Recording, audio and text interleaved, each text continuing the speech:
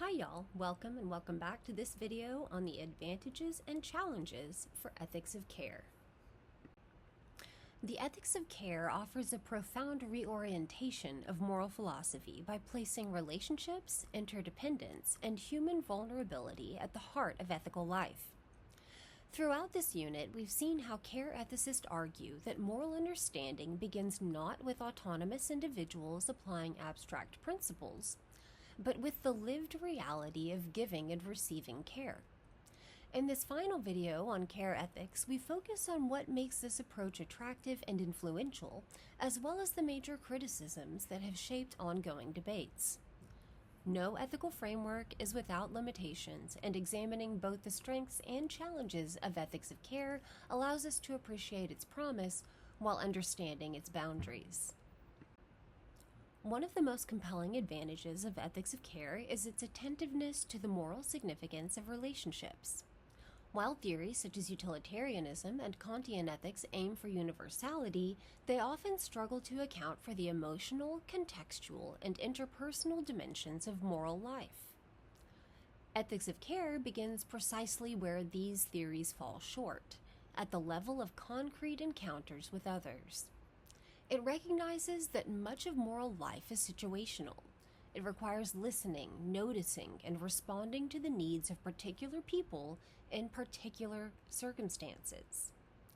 In centering these concerns, ethics of care offers a morally rich vocabulary for describing experiences that traditional theories often ignore. Related to that, ethics of care takes emotion seriously. Rather than dismissing compassion, empathy, and concern as irrational or morally suspect, ethics of care views them as essential sources of moral knowledge. Emotions help us perceive suffering. They help us recognize needs. They help us to respond appropriately. This is not to say that emotions replace reasoning, but rather that moral reasoning is incomplete without the emotional capacities that connect us to others. The Internet Encyclopedia of Philosophy emphasizes that care ethics belongs to the sentimentalist tradition, affirming that motivations and feelings are integral to moral deliberation. In recognizing the moral value of emotional life, care ethics pushes back against long-standing philosophical biases that privilege rational detachment. Another strength of care ethics is its recognition of dependency as a universal human condition. All people, at various times in life, rely on the care of others, whether when we're children, when we are ill, when we are old, or simply through the daily forms of support that we receive. Ethics of care argues that moral and political theories must acknowledge this reality. Thinkers like Eva Feder-Kittay and Joan Tronto have shown that societies often rely on unpaid or undervalued caregiving labor while failing to support caregivers themselves. By insisting that dependency and care work are central rather than peripheral, ethics of care helps us rethink questions of justice, social organization, and public policy. Despite all of these strengths, ethics of care does face several important criticisms. One of the most persistent concerns is that it may unintentionally reinforce gender stereotypes. Because caregiving has historically been associated with women, some critics worry that emphasizing care risks naturalizing this association, suggesting that women are naturally more caring or morally responsible for emotional labor. Care ethicists have to work to counter this misunderstanding by emphasizing that care is a human capacity, not a gendered one, and that moral theory should support a more equitable distribution of caregiving responsibilities. Another major critique concerns partiality. Ethics of care rightly emphasizes the moral importance of those closest to us, family, friends, and those with whom we share ongoing relationships. However, critics argue that morality must also account for obligations to strangers, to distant others, and just institutions.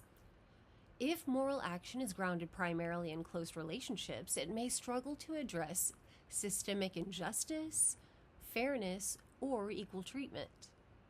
Care ethicists have responded by developing broader political versions of care ethics, such as Joan Tronto's Caring Democracy, which extends care beyond personal relationships to institutional and societal structures. A third criticism, articulated by philosophers such as Martha Nussbaum, concerns whether care ethics can fully address issues of justice and rights. Care may motivate us to respond compassionately, but compassion alone may not prevent exploitation, discrimination, or large-scale injustice. According to this critique, a complete moral theory must also include universal principles that protect individuals regardless of whether anyone cares for them. In response, care ethicists generally agree that justice and care must work together rather than compete. Care provides moral sensitivity, while justice offers protection and standards that care alone cannot guarantee. Despite these challenges, ethics of care remains one of the most significant develops in contemporary moral philosophy. It invites us to view moral life as grounded in practices of attention, responsiveness, and human connection. It highlights the value of emotion, challenges gendered assumptions about moral reasoning, and brings into focus the ethical and political importance of caregiving labor. Ethics of care does not reject principles or justice, but it reminds us that abstract principles must remain connected to the lived reality of human needs.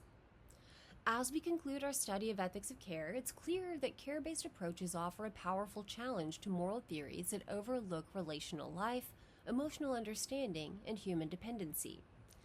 At the same time, the critiques explored here remind us that no single ethical framework captures every dimension of moral experience. Ethics of care provides crucial insight into how moral life is woven through practices of attention, responsiveness, and connection, but it must be held in conversation with broader concerns about justice, fairness, and protection from structural harms. While these strengths and limitations are in mind, we're now prepared to step back and consider how ethics of care fits within the wider landscape of moral philosophy and how its insights may complement and complicate the other ethical theories that we've studied. All right, y'all, that's all for now. If you're interested in more videos about philosophy and ethics, take a look at the videos posted on our channel. Thanks for watching. Have a great day.